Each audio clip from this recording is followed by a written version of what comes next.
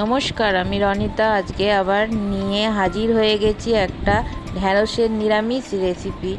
যার জন্য কড়াইতে তেল দিয়ে জিরে ফোড়ন দিয়ে ঢ্যাঁড়সগুলো দিয়ে দিচ্ছি। ঢ্যাঁড়সগুলো বড় হলে আধখানা করে নেব, নালে ছোট থাকলে গোটা গোটা।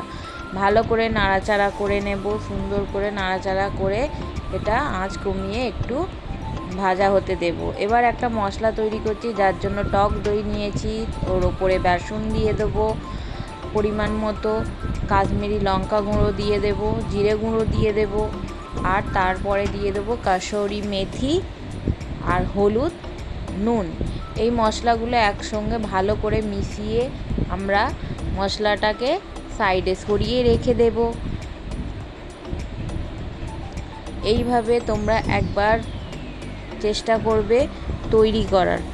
এইভাবে তৈরি করে একবার খেয়ে দেখবে। বেসিক্যালি এটা রুটি দিয়ে আর পরোটা দিয়ে বেশি খেতে ভালো লাগে, তবু আমরা ভাত দিয়ে একবার ট্রাই করলাম, মোটামুটি খারাপ লাগেনি। এই পদ্ধতিটা একদমই সহজ পদ্ধতি, তোমরা একবার হলেও চেষ্টা করে দেখবে। মশলাটাকে নুন দেওয়া হয়ে গেছে, ভালো করে এবার মেশানো হচ্ছে। মিশিয়ে দেখো মিক্সচারটা কেমন হয়েছে। এবার সরিয়ে রেখে দেব। তারপরে আবারও কড়াইয়ে যে ঢ্যাঁড়সটা দেওয়া আছে ওটা যাতে না পুড়ে যায়, মাঝে মাঝে আমি নাড়িয়েছি, আবারও নাড়িয়ে টমেটো আর কাঁচা লঙ্কা আমি ব্যবহার করছি ঝালের জন্য। হ্যাঁ, কড়ার মধ্যে দিয়ে দিলাম, দিয়ে ভালো করে টমেটোটা যতক্ষণ না গলছে ভালো করে নাড়াচাড়া করে গলিয়ে নেব। তারপরে যেই মশলাটা করে সরিয়ে রেখেছিলাম ওই মশলাটাও দিয়ে দিয়েছি।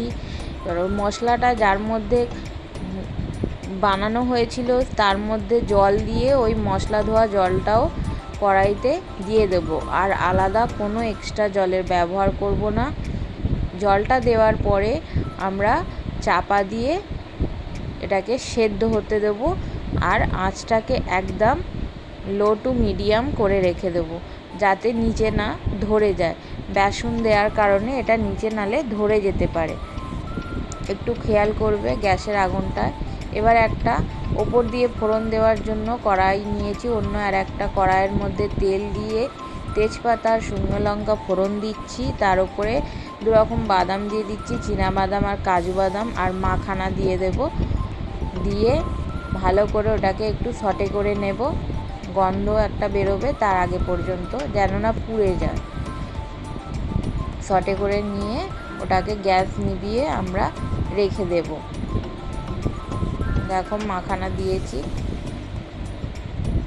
নিভিয়ে এটাকে বসিয়ে রেখে দেব। এবার ঢ্যাঁড়সটা দেখো তেল ছেড়ে দিয়েছে, ঢ্যাঁড়স হয়েই গেছে।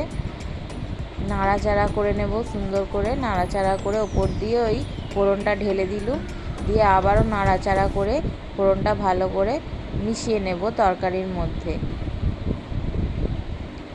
আর আমি অল্প একটু স্বাদের জন্য চিনি ব্যবহার করেছি, জাস্ট অল্প এক চিনি স্বাদের জন্য। হয়ে গেছে, এবার আমি একটা থালায় ঢেলে নিয়েছি। তোমরা একবার ট্রাই করবে, আর লাইক, কমেন্ট, সাবস্ক্রাইব করে দেবে।